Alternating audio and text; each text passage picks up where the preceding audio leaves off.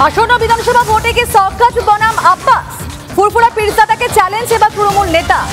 ভাঙড় বারুইপুর হোক কি ক্যানিং, আব্বাস সিদ্দিকী যেখানেই দাঁড়াবেন সেখানেই লড়বো, এমনই হুঙ্কার দিলেন ক্যানিং পূর্বে তৃণমূল বিধায়ক শওকত মোল্লা। এবং সেখানে তাহলে এই প্রশ্নটাই উঠছে যে তাহলে বিধানসভা ভোটে কি এবার শওকত বনাম আব্বাস? কারণ শওকত মোল্লা যিনি ক্যানিং পূর্বে তৃণমূল বিধায়ক, তিনি একেবারে প্রকাশ্য জনসভা থেকে বক্তৃতার মাঝে এই কথাই বললেন যে ভাঙড় বারুইপুর হোক কিংবা ক্যানিং যেখানেই লড়বেন আব্বাস সিদ্দিকী সেখানেই তিনি দাঁড়াবেন, আব্বাস সিদ্দিকী যেখানে দাঁড়াবেন সেখানে তিনি লড়বো, এমনই হুঙ্কার শওকত মোল্লার মুখে। তাহলে কি এবার প্রতিবাদটা লড়াইটা হতে চলেছে আব্বাসের সঙ্গে শওকত মোল্লার? অন্তত রাজনীতির হাওয়া সেটাই বলছে, কারণ যেভাবে হুঙ্কার দিলেন তিনি ঠিক তাতে কিন্তু সে ব্যাপারটা স্পষ্ট। ঠিক কি জানিয়েছেন শওকত মোল্লা একেবারে প্রকাশ্য জনসভা থেকে, শোনাবো আপনাদের।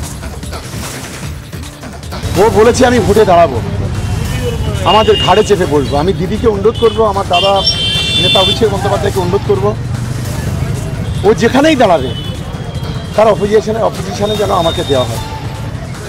আমি দেখতে চাই ওর কত দম আছে, এইটা আমি দেখতে চাই গণতান্ত্রিকভাবে, রাজনৈতিকভাবে।